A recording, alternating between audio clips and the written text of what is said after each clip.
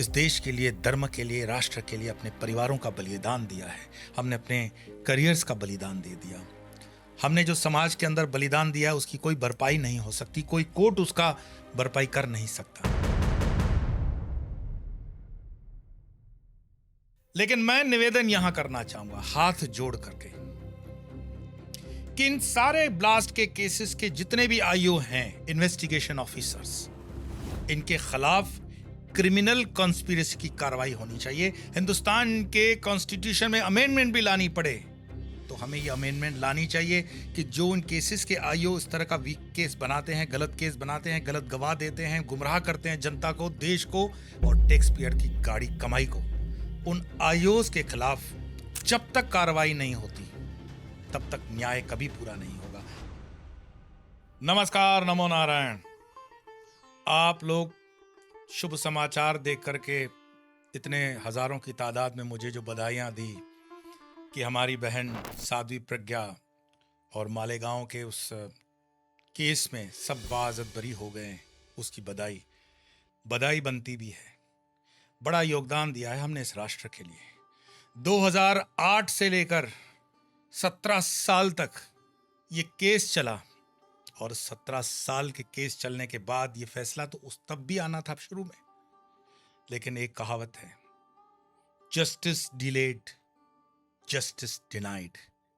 न्याय की देरी न्याय का नहीं मिलना है, क्योंकि इन 17 सालों के अंदर वो जो छोटे छोटे बच्चे पैदा हुए थे जिनको इन केसों में माँ बाप को फंसाया गया था, वो बच्चे 17 साल अपने जीवन के गंवा चुके हैं। मैं ऐसे कई बच्चों को जानता हूं जिनकी एजुकेशन को फर्क पड़ा, स्वास्थ्य पे फर्क पड़ा। मध्य प्रदेश के उन गवाहों को नामों के साथ जानता हूं जिसको उस वक्त के महाराष्ट्र एटीएस ने बुला करके गवाही के लिए बुलाया और वो कभी घर नहीं लौटे। कोल्ड ब्लडेड मर्डर, उसका न्याय अभी नहीं हुआ है।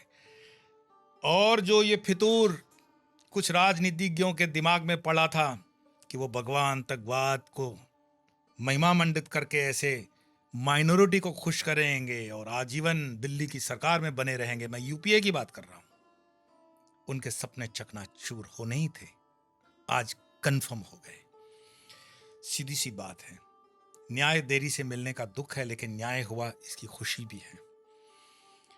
प्रक्रिया इतनी जटिल, लेकिन मैं निवेदन यहां करना चाहूंगा हाथ जोड़ करके कि इन सारे ब्लास्ट के केसेस के जितने भी आईओ हैं, इन्वेस्टिगेशन ऑफिसर्स, इनके खिलाफ क्रिमिनल कॉन्स्पिरेसी की कार्रवाई होनी चाहिए। हिंदुस्तान के कॉन्स्टिट्यूशन में अमेंडमेंट भी लानी पड़े तो हमें ये अमेंडमेंट लानी चाहिए कि जो इन केसेस के आईओ इस तरह का वीक केस बनाते हैं, गलत केस बनाते हैं, गलत गवाह देते हैं, गुमराह करते हैं जनता को, देश को और टैक्स पेयर की गाड़ी कमाई को, उन आईओस के खिलाफ जब तक कार्रवाई नहीं होती तब तक न्याय कभी पूरा नहीं होगा।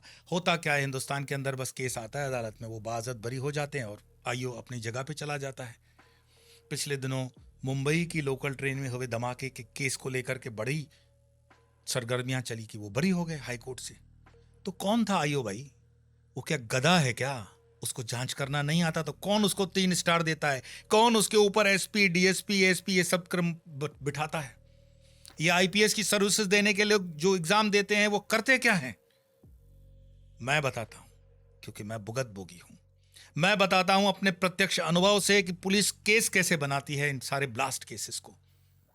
ऊपर का एसपी जो होता है एजेंसी का, वो अपने एसी वाले चैम्बर में आराम से बैठा हुआ होता है, खूब सिगरेटे विगरेटे पीता है, शराब की बोतलें होती हैं। और राजस्थान के तो उन अफसरों को मैं नाम ले सकता हूं जिनके लिए लड़कियां भी आती थी रात को। जब हमारे केस की जांच हो रही थी, मैं जब खुद को भुगतभोगी बोल रहा हूं तो आप मानो, अजमेर बमकांड के अंदर मुझे 7 साल आरोपी बनाकर रखा गया, बाद में बरी हो गए, लेकिन 7 साल की भरपाई कौन करेगा? हैदराबाद के मक्का मस्जिद के केस के अंदर मुझे उतना ही समय तक आरोपी रखा गया, फिर बरी हो गए, लेकिन उसकी भरपाई कौन करेगा? समझौता केस के लिए मुझ पर इतना दबाव था कि इसमें इलीगल भी पुलिस ने कस्टडी ली, लेकिन कुछ कर नहीं पाए तो लास्ट में गवाह बना दिया। फिर वो गवाह सेम हैदराबाद में पहले में गवाह था और उस गवाह को बाद में आरोपी बना देते हैं।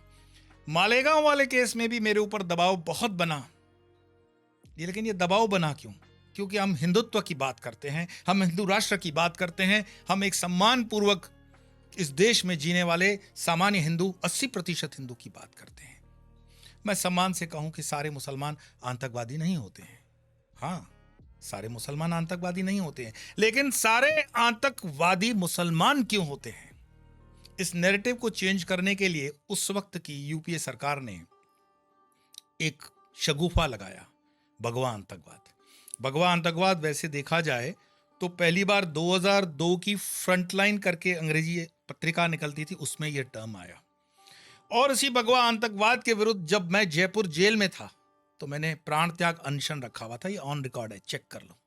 और राहुल गांधी के ऊपर मैंने आपत्ति जताई थी कि ये टर्म जो वो यूज कर रहे हैं वो गलत है।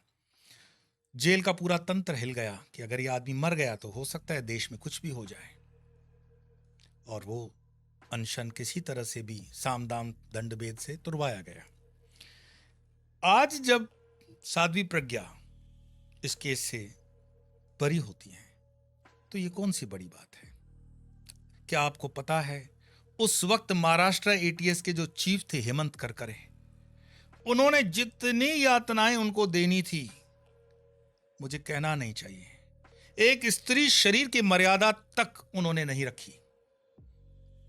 उनके ऐसे शरीर के अंगों पर जूतों और बूटों से प्रहार किया गया जिसकी उन्होंने खुद कहानी बताई है, आपकी अदालत में रजत शर्मा के उसमें है, आप देखो।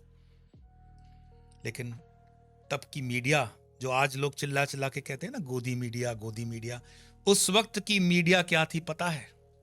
उस वक्त की मीडिया को समझने के लिए आपको खान सर की एक क्लिप देखनी चाहिए। मतलब ऐसे पत्रकार हैं कि अगर उनकी जान लेनी है ना तो आप जहर लेके नेताओं के तलवे पे लगा दीजिए, अगले दिन सब मर जाएंगे। सुबह चाटने आएंगे तलवा, मर जाएगा उधर ही। हे प्रभु, हे हरि राम कृष्ण जगन्नाथम प्रेमानंदी। मतलब आप समझिए जहर कहाँ लगाएंगे और मरेगा कौन? खान सर ने बहुत अच्छे से कहा कि राजनीतिज्ञों के तलवों पर जहर लगा दो, पत्रकार मर जाएंगे। यानी कि तलवे चाटने वाली मीडिया तब भी थी और मेन स्ट्रीम की मीडिया भी थी, ऐसी बात नहीं है। हमारे जख्म आज भी उसमें लहू हमें दिखता है, क्योंकि हमने इस देश के लिए, धर्म के लिए, राष्ट्र के लिए अपने परिवारों का बलिदान दिया है। हमने अपने करियर्स का बलिदान दे दिया। हमने जो समाज के अंदर बलिदान दिया है उसकी कोई भरपाई नहीं हो सकती, कोई कोर्ट उसका भरपाई कर नहीं सकता। ठीक है, जो लोग कहते हैं कि इस केस को भी अभी आगे की अदालत में जाकर के इंसाफ दिलाना चाहिए, तो हाई कोर्ट में जाएंगे, फिर हाई कोर्ट से फिर सुप्रीम कोर्ट में जाएंगे, कब तक? 80% इस देश में रहने वाला हिंदू, जिस थियोरी के अंतर्गत इन सारे केसेस को बनाया गया था, चाहे वो समझौता एक्सप्रेस हो, चाहे वो मालेगांव हो, चाहे वो मक्का मस्जिद वाला केस हो। मैं पूछता हूं, समझौता केस के अंदर जो पाकिस्तानी पकड़े गए थे, ऑन रिकॉर्ड मीडिया में है कि सोनिया सरकार ने उनको रातों रात भगा दिया था। क्यों? क्योंकि वो चाहते थे, वो एक कॉन्स्पिरेसी थी हिंदुओं के खिलाफ, जो कॉन्स्पिरेसी आज भी खत्म नहीं हो रही है। जो अनऑथोराइज कंस्ट्रक्शंस हो रहे हैं, अनधिकृत जिसको कहते हैं ना, निर्माण कार्य, चोपड़े टूटते हैं, तो उसके प्रदर्शन में राहुल बाबा पहुंच जाते हैं वहां पर। लेकिन अनाधिकृत जमीन पे 100 साल पुराना हिंदू मंदिर जब आज भी उनकी सरकार के राज्य में गिराया जाता है तो राहुल बाबा के मुंह से एक शब्द नहीं निकलता है। क्या आपको लगता है वो इतने बड़े सचमुच में न्यूट्रल और सेक्युलर नेता हैं? ये माइनॉरिटी के अपीजमेंट की वजह से इस देश के हिंदू को पिछले कई सालों से प्रताड़ित किया जा रहा है। ये ठीक है कि जब से मोदी सरकार आई है तब से काफी कुछ चेंजेस हमें देखने को मिलती हैं, एटलीस्ट न्याय के आधार पर। मैं अपना ही आपको एग्जाम्पल बताऊं कि हमारे साथ इतना अन्याय हो रहा था, इतनी बातें हो रही थी जिसको मीडिया भी कवर नहीं कर पा रही थी, तो मुझे जब एक गवाह की हैसियत से पंचकुला के कोर्ट में लाया गया, पंचकुला कोर्ट जो समझौता एक्सप्रेस का केस देख रही थी, तो वहां बैठे जज साहब, सॉरी माय लॉर्ड, आदरणीय जज साहब ने मुझसे पूछा कि बताओ, अगर आप कहते हो कि आपको जबरदस्ती से स्टेटमेंट दिलवाए गए हैं तो आपने कभी कंप्लेंट क्यों नहीं किया? ये ऑन रिकॉर्ड है, तब मैंने हाथ जोड़ करके, जैसे हाथ जोड़ करके हम बात करते हैं सामान्य हिंदुस्तानी, कि माय लॉर्ड, मैं अभी आपसे निवेदन करता हूं, आप अब कंप्लेन लिख लो। तुरंत बोल दिया, नहीं नहीं नहीं नहीं नहीं, इस कोर्ट में तो नहीं होगा। मैंने कहा यही जवाब मुझे हर कोर्ट में मिला कि ये किसी भी कोर्ट में लिखा नहीं गया, हमारी किसी बात को सुना नहीं गया, किसी कोर्ट ने उस वक्त हमें न्याय नहीं दिया, और सब setting.com पे चलता रहा। आप सोचो जिन परिस्थितियों में हमें रखा गया था। मैं जयपुर जेल की खुद की बात करूं, हमें पहले इनिशियल 3 सालों तक पीने का पानी पीने लायक जो होता है वो नहीं मिला। और मैंने तब भी कहा था, उस वक्त के एसपी और जेलर सारे हिंदू थे, कोई मुसलमान नहीं था। तलवे चाटने सिर्फ एक वर्ग को नहीं आते हैं, सारे वर्गों को आते हैं, और सरकारी तंत्र के अंदर ये होता रहता है। लेकिन हमारी निष्ठा, हमारे सत्य को आज भी जो अधिकारी उस वक्त मुझे देखते थे, आज भी मेरे संपर्क में कुछ हैं, बड़ा आदर करते हैं। और उस वक्त भी मुझे याद है, अगर मैं एक एक स्मरण करूं तो ये एपिसोड 15 मिनट से बढ़कर के 1.5 घंटे का हो जाएगा। इसलिए मैं आपको निवेदन करूंगा, एक पॉडकास्ट हमने शुरू में की हुई थी, स्वामी यो हाजिर हो करके जो पॉडकास्ट है, आप उसको देखो, उसमें कुछ झलकियां आपको मिल जाएंगी हमारे दर्द की। तो इस देश के लिए और इस धर्म के लिए हमने क्या किया है, वो इतिहास उसका हिस्सा रखेगा। और उसकी कोई अपेक्षा नहीं है कि हमें रिटर्न में कुछ चाहिए, नहीं चाहिए। लेकिन आज 17 साल बाद जब उस न्याय की गूंज हमारे कान तक पहुंचती है, तो 17 साल एक बहुत बड़ा समय होता है। गंगा जी में बहुत पानी बह गया, इस देश में बहुत कुछ बदल गया, लेकिन वो 17 साल जिस परिस्थितियों में व्यक्ति जीता है, उसको कोई लौटा नहीं सकता। आप कह सकते हो कि साध्वी प्रज्ञा ने कभी एक स्टेटमेंट किया था जिस पर प्रधानमंत्री नाराज हो गए। ये वक्तव्य, मेरी जब उनसे मुलाकात हुई थी साध्वी प्रज्ञा से, तो ये उनका व्यक्तिगत मत था, पार्टी लाइन नहीं थी वो। और अगर पार्टी लाइन लेकर के राहुल बाबा सावरकर को दिन रात गाली दे सकते हैं, तो हमारे पूज्य नथुराम गोडसे को साध्वी प्रज्ञा क्यों महिमा मंडित न कर सकती है? ये व्यक्तिगत विचार है, किया जा सकता है। और व्यक्तिगत विचार करने के लिए हर पार्टी वाला नेता, हर धर्म का नेता आजाद है, उसी तरह से प्रज्ञा जी भी आजाद है। लेकिन क्या होता है कि जब मीडिया की हाइप बनती है, उस हाइप को, उस वेव को रोक पाना बड़ा मुश्किल हो जाता है। आज बहुत कुछ कहने को मन है, लेकिन ये तथ्य जो मैं बता रहा हूं, ये ऑन रिकॉर्ड है, आपको उसको वापस चेक कर लीजिएगा। शिवसेना के अध्यक्ष उद्धव ठाकरे ने उस समय कहा था कि ये भगवान आतंकवाद का जो शब्द है, ये शरद राव पवार जी के दिमाग की देन है। आज वही उद्धव ठाकरे राजनीति के समीकरण में शरद जी के साथ हैं। आउटलुक मैगजीन जो इंग्लिश में निकलती है, उसने सैफ्रन टेररिज्म का जो टर्म है बार बार यूज किया। मैं ये बताना चाहता हूं कि ये आई बात कहां से है, ये इंपोर्ट की गई है, ये बाहर से आई है। 80% हिंदुओं के देश में हिंदू क्यों नुकसान करेगा अपना? लेकिन हां, इन धमाकों के पहले, कौन से धमाके? समझौता एक्सप्रेस हो, अजमेर दरगाह कांड हो, मालेगांव हो, मोड़ासा हो, मक्का मस्जिद हैदराबाद हो, उसके पहले का 6 महीने का इतिहास आपको समझना होगा। जब वाराणसी के हनुमान जी के मंदिर में ब्लास्ट होते हैं, कौन कर रहा था वो? जब अक्षरधाम गुजरात के अंदर आतंकवादी हमला करते हैं, कौन कर रहा था वो? दिल्ली के मंदिरों में जब हमला हो रहा था, दक्षिण के अनेक मंदिरों में हमला हो रहा था, कौन कर रहा था वो? उस वक्त की सरकार क्या कर रही थी? उसमें से कितने लोगों को सजा हुई? ये सवाल इतिहास जरूर पूछेगा।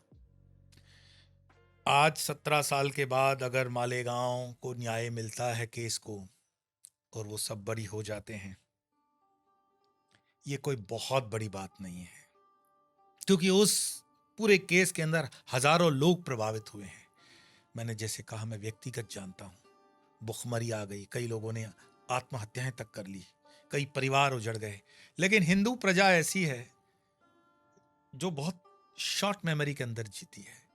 मुझे एक बहुत अच्छे नेता, बीजेपी के नेता ने कहा था उस वक्त, जब मैं 2017 में बाहर आया था, तो उन्होंने कहा कि आप लोगों के योगदान की वजह से 2014 में मोदी सरकार केंद्र में बनी है, क्योंकि आप लोग मतलब हिंदुत्व के जो बदनाम करने का ये केस था, आप लोगों का बलिदान काम लाया है और हिंदू संगठित हुआ, हिंदू जागा।